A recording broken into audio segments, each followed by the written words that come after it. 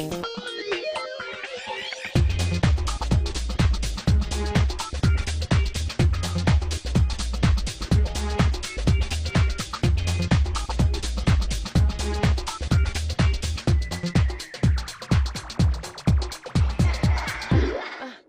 à la Chambre de commerce du Mans et de la Sarthe. Alors, Hervé Drouin de l'entreprise Drouin SA. Bonjour. Bonjour.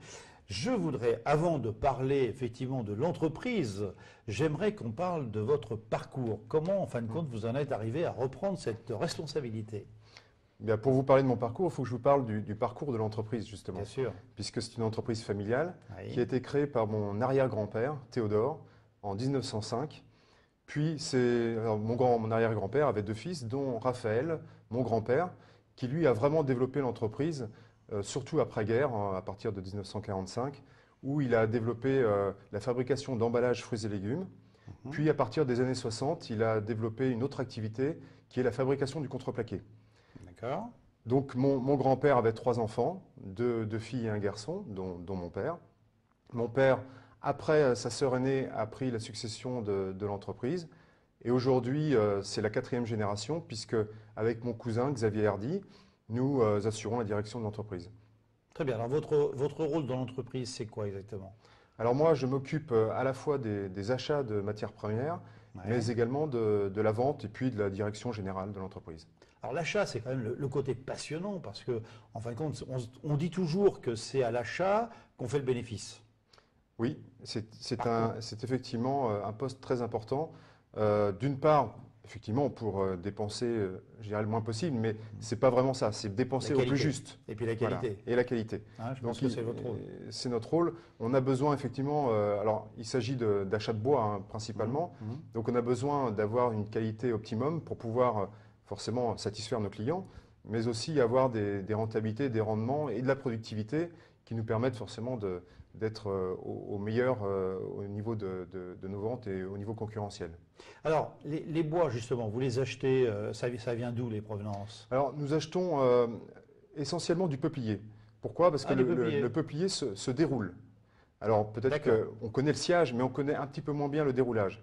Le déroulage, vous imaginez un aiguise-crayon, mais au lieu de le dérouler, un taille-crayon, mais au lieu de le dérouler en cône, on le déroule de la même façon d'un côté et de l'autre, entre deux broches. Et on a du plaquage, on a le billon qui tourne sur lui-même, entre une lame et une contre-lame. Et on a un plaquage qui sort uniforme en sortie donc de machine. Donc ça veut dire qu'il faut que ce bois, justement, il soit impeccable, qu'il n'y ait pas de nœuds, qu'il n'y ait pas de... Voilà, alors donc, comme je le disais, on achète des peupliers dans un rayon de 200 km autour de chez nous, la moyenne étant à peu près de 100 km. Et ces peupliers doivent être élagués correctement jusqu'à 8 ans. Et puis le peuplier, lui, se récolte au bout d'environ 18 ans dans nos régions et à des circonférences à peu près de 140, c'est-à-dire 1 mètre cube, 1 mètre cube et demi de moyenne. Alors comment ça se passe? Parce que bon, vous achetez des peupliers, mais les gens replantent, parce que vous me parlez de 18 ans, donc c'est énorme 18 ans. Oui, donc ça veut dire que les gens replantent? Oui, on a vraiment des populiculteurs. Des peupliers-culteurs. Des populiculteurs. Oh, pardon, excusez-moi, pas facile à dire. Hein. Ce sont en fait des propriétaires forestiers, mais on est un petit peu sur un cadre différent de la forêt feuillue, hêtre, chêne ou résineux. Pourquoi? Parce qu'on a des révolutions qui sont très courtes. Une révolution de 15 ou 20 ans, c'est très court pour le bois. Et donc, on a des gens qui sont un petit peu spécialisés dans la matière. Alors, ce sont parfois des agriculteurs, mais ce sont aussi des gens parfois qui ont des petits lopins de terre, qui sont adaptés, bien sûr, à la culture du peuplier et qui vont, pour leur retraite, s'assurer un revenu complémentaire. D'accord. Donc, on a des gens qui font ça. Alors, je ne dis pas que c'est facile parce qu'aujourd'hui, on a quand même quelques soucis au niveau des replantations. Vous savez qu'il y a eu des tempêtes qui, quand même, découragent un peu les... Voilà, c'est long. Alors, il n'y a pas que le peuplier qui a été touché par cette tempête, bien entendu, mais c'est vrai que le populiculteur ou le propriétaire forestier, s'il a subi des avaries, évidemment, il est un petit peu hésitant après. On peut avoir des problèmes sanitaires aussi. Mais je dirais, le vrai problème aujourd'hui, c'est que au niveau des paysages et au niveau de l'écologie en général, on a des gens qui s'opposent au peuplier.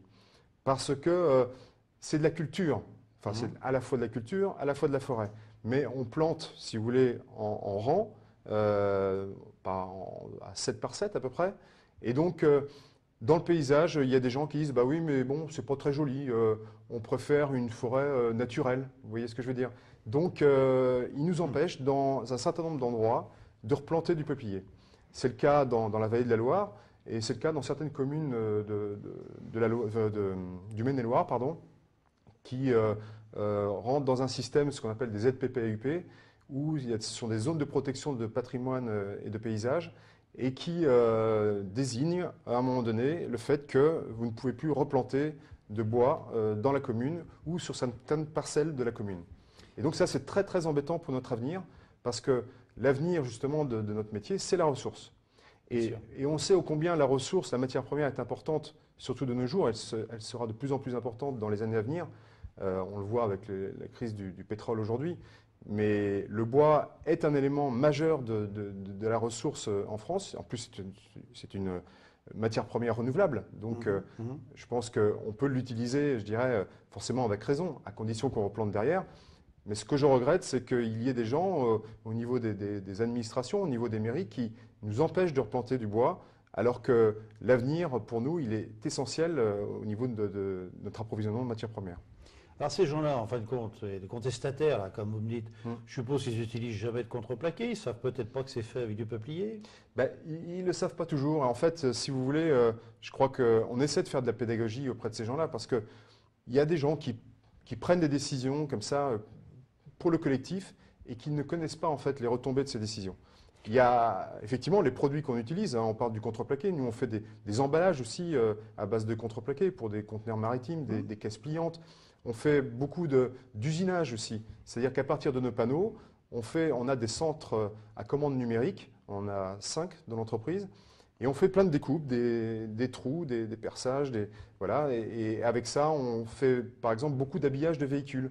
Vous savez, les véhicules utilitaires, Renault, Peugeot, etc. Donc on produit ces panneaux que l'on vend à des gens qui vont les monter dans les véhicules. On peut faire aussi les caravanes, on peut faire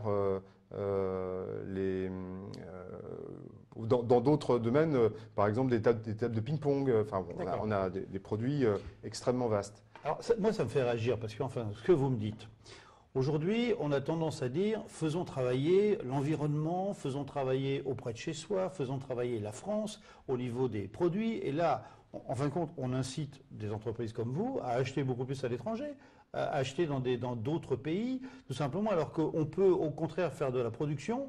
On empêche en quelque sorte les gens de faire. Je ne comprends pas trop là. Ben nous non plus, on ne comprend pas beaucoup. Il y a une contradiction importante, si vous voulez. Moi, alors, bien entendu, je ne vais pas focaliser sur les écologistes, parce qu'il y a des gens qui sont très bien, qui comprennent très bien le système, puis il y en a d'autres qui sont un petit peu enfermés dans leurs idées. Bon, ce qu'il y a, c'est qu'il y a certains d'entre eux qui veulent une forêt, une nature où l'homme n'intervient pas. Ils voudraient revenir en fait à la forêt primaire. Or, vous le savez aussi bien que moi, la forêt que l'on a aujourd'hui en France, notamment à Bercé, hein, puisque c'est un fief important de production de chêne de qualité, c'est une forêt qui a été construite, hein, élevée par Colbert. À l'époque, on avait besoin de bois de chêne pour faire des bateaux. Et donc, ce n'est pas une forêt complètement naturelle, c'est une forêt de plantation, exactement pareil. Déjà à l'époque. Déjà à l'époque. Pourquoi? Parce que c'est l'économie en fait qui commande à un moment donné les orientations. Voilà, exactement. Donc pour le peuplier aujourd'hui c'est la même chose, mais je dirais la puissance aujourd'hui des gens de l'environnement est devenue très importante. Et nous, on a du mal à être écoutés dans nos arguments. Et c'est vrai que c'est un phénomène que l'on retrouve dans les pays de la Loire, mais qu'on retrouve en France et sur les pays et dans les pays européens, parce que derrière aussi la Commission européenne qui met son nez là-dedans. Et donc on retrouve ce problème-là en Espagne, on le retrouve en Italie, on le retrouve en Belgique. Et nous, on se bat avec nos associations locales, nationales, puisque moi-même je suis président du Conseil national du peuplier, et au niveau européen avec une nouvelle association qui s'appelle ProPopulus et qui regroupe un certain nombre de pays pour défendre justement les intérêts de la populiculture en Europe. Écoutez, j'espère que l'émission de télévision qu'on est en train de faire va permettre peut-être à des gens de prendre conscience de tout ce qu'on vient de dire. Alors, on va peut-être parler un petit peu d'avenir. Alors, juste une information quand même. 140 salariés, vous me disiez tout à l'heure ? Nous sommes 140 salariés. C'est énorme. Oui, c'est une PME. Disons qu'on répartit sur trois domaines d'activité, comme je le disais, fabrication de contreplaqués, oui. Et à partir de ces contreplaqués, des emballages industriels que l'on fabrique en seconde transformation et des usinages. Alors, ça peut être aussi pour l'emballage, ça peut être pour plein d'applications différentes. On peut même usiner des panneaux qu'on ne fabrique pas si on nous le demande. Donc on est assez souple. Vous avez un site internet ? Oui, nous avons un site internet www.drouin.fr. D'accord. Donc, et en fin de compte, si vous voulez, sur ce site internet, c'est surtout pour les gens qui ont envie de faire des, je sais pas quoi, des marchés. Comment ça se passe En fait, ce sont des gens qui vont rechercher des produits. Voilà. Hein, les produits. Parce que les cagettes en bois, tout à l'heure, vous me parliez de ça, mais on utilise pratiquement plus. Ça. Alors, si. Alors, nous ne fabriquons plus de cagettes. Nous avons arrêté cette fabrication il y a 6 ans. Mais j'ai des collègues qui fabriquent encore des cageots pour fruits et légumes. Ça, c'est un marché encore assez important. Pareil, une petite parenthèse, c'est un matériau extrêmement écologique. Et aujourd'hui, malheureusement, les grandes surfaces vont privilégier plutôt le plastique et le carton. Ça, c'est encore quelque chose de complètement incohérent qu'on ne comprend pas. Pourquoi ? Parce qu'il y a des intérêts aussi peut-être financiers. Alors, il y aura des gens plus compétents que moi pour en parler. Mais il y a un marché là-dessus qui est quand même encore porteur. Et j'espère qu'il va se développer parce qu'il faut prendre conscience que, le cajot, c'est un matériau qui est très bon pour le produit qu'on met à l'intérieur, puisqu'il a une hygrométrie, c'est un régulateur hygrométrique. Et d'autre part, il est pas cher en énergie à fabriquer. Donc, pourquoi l'oublier aujourd'hui ? Pourquoi laisser passer le carton et le plastique alors que c'est un excellent produit ? En tout cas, vous êtes un très bon vendeur, vous êtes un très bon défenseur du peuplier. En tout cas, un grand merci Hervé pour tout ce que vous nous avez dit par rapport à votre entreprise qui est à Mézières, hein, c'est ça ? C'est à Mézières-sur-Pontoin, donc à 25 km au nord du Mans. Voilà, un grand merci.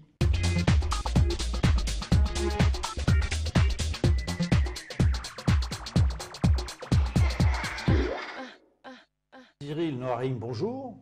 Bonjour, Président. Alors, Cyril, Président, ça fait bien. Convention d'affaires concernant Energreen. J'aimerais bien que vous me parliez un petit peu de ce magnifique produit qui est de la 2e édition, je crois. Tout à fait. Donc Energreen, c'est la convention d'affaires nationale dédiée aux énergies renouvelables et à la performance énergétique des bâtiments. Je dis la convention d'affaires parce que c'est l'unique événement en France de ce type. Il est organisé par la Chambre de commerce et d'industrie du Mans et de la Sarthe et par Sarthe Développement. C'est une convention d'affaires, ce n'est pas un salon, ça mérite quelques explications. Dans un salon, il y a des exposants qui attendent les visiteurs. Une convention d'affaires, c'est un autre principe. Pendant 2 jours, les participants ont un calendrier de rendez-vous préétabli à l'avance, validé par toutes les entités participantes. C'est un gage de fiabilité et d'efficacité. Donc, une thématique dédiée intégralement aux énergies renouvelables et à la filière de la performance énergétique des bâtiments, des enjeux important, évidemment. Le Grenelle de l'environnement nous l'a régulièrement rappelé. On a besoin de faire des économies d'énergie, on a besoin de consommer autrement et de produire surtout autrement. Et cette convention est là pour apporter un certain nombre de solutions. Alors nous avons 2 sous-conventions d'affaires, en fait, lors d'Energreen.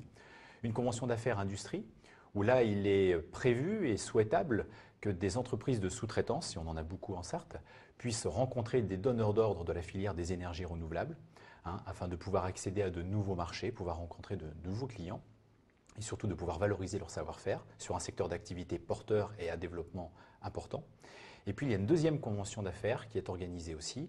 Celle-ci, elle est plus pour les collectivités locales, où là, on leur propose durant ces 2 journées, à ces fameuses collectivités locales, quand elles sont porteuses d'un projet en matière d'énergie renouvelable, ça peut être d'installer des panneaux solaires photovoltaïques, des panneaux solaires thermiques, une unité de méthanisation ou autre, et bien finalement de pouvoir rencontrer des bureaux d'études, des installateurs, des fournisseurs, des financeurs, pour pouvoir les accompagner durant leur projet de A à Z.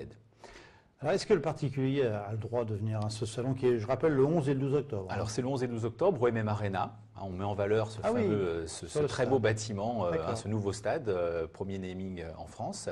Et donc, c'est un événement uniquement professionnel.